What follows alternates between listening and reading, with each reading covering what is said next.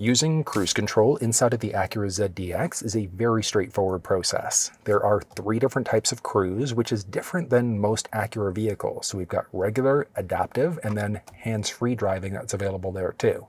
We're going to be using the buttons along the left-hand side here. So you can toggle the system on by pushing this button, and we can see there, we've got that little icon letting us know that the system is actively turned on.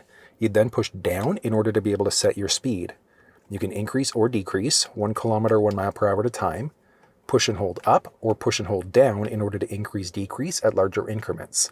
You can hit the brake to cancel your speed. You can hit the cancel button to cancel your speed. Then you'd push up in order to resume your previously set speed. I mentioned 3 different types of cruise. So if you take the button in the middle there and if you push and hold it, that's going to move you between regular or adaptive cruise. So regular cruise is the old school cruise. So you set it at 80. If the car in front of you slows down, yours will not brake. So you just have to be paying attention. But if you move into the adaptive cruise control system, that's where this gap adjustment button comes into play. So there are 3 unique levels that are available. Think of that like a 1 Mississippi, 2 Mississippi for how close or far you are away from that leading vehicle. I'm personally okay on level 1 the majority of the time. You might want to be on level 2 or 3, just depending on your own personal comfort level. And then you've got this button along the very bottom, which is for hands-free driving. So when that system is available, so you've got your cruise control system turned on, inside of the cluster screen, you'll get a little white steering wheel. It's going to pop up different places depending on which view you're looking at there. But when you see that white steering wheel, you then push this button in order to be able to activate the hands-free cruise control system. This upper part of the steering wheel is going to go green when it's available and actively being used, which means you can take your hands off the steering wheel, feed off the gas and the brake, and it's going to do everything for you. There's even the option for hands-free lane change. So inside of the infotainment system, if you go into your settings, vehicle, you've got your hands-free lane change with 3 unique levels. So there's either off, turn signal activated, or automatic. Off means that it's a manual lane change. So you would hit the turn stalk and then you would move over yourself, left or right. But then there's turn signal and automatic. So with turn signal, when you've got the hands-free driving system enabled, with your turn signal activated, you hit the turn stalk to go left or right. It's going to check to see if anybody's in those lanes and then automatically change lanes for you. So there's no input needed from you other than the turn stalk to go left or right. Automatic kicks that up a notch and a half. So let's say if you've got it set at 80, the car in front of you is going too slow, the car is going to hit the turn signal for you automatically. It's going to pass that vehicle, and then it's going to hit the turn stalk to get back into the lane that you were in. It is honestly a phenomenal system once you get the hang of it. So let's go through a quick little drive, and I'll show you how the cruise control system works. I use adaptive cruise control the majority of the time.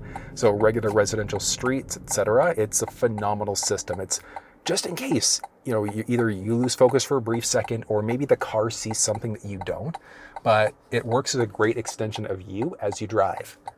So let's go ahead and use this system. So I'm on a 50 road right now, so I can set my speed and I'm only going 40. So I can push and hold up in order to increase to 50. Increase, decrease, 1 kilometer, 1 mile per hour at a time.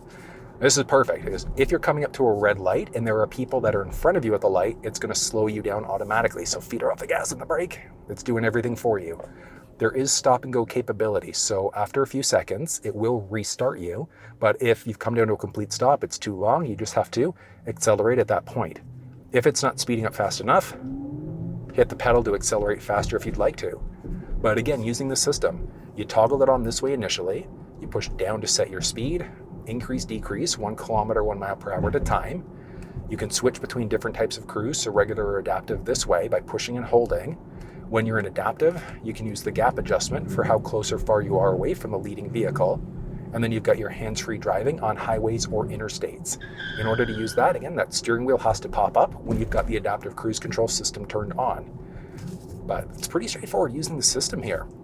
Your power gauges there are pretty easy. Your upper power gauge, so the blue one, that's for using power. So think of it as your traditional tachometer versus the lower one, the green one, is for regenerative braking.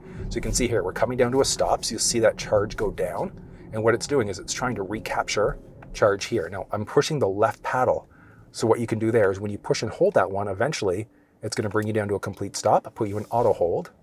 You can resume your speed now by pushing up.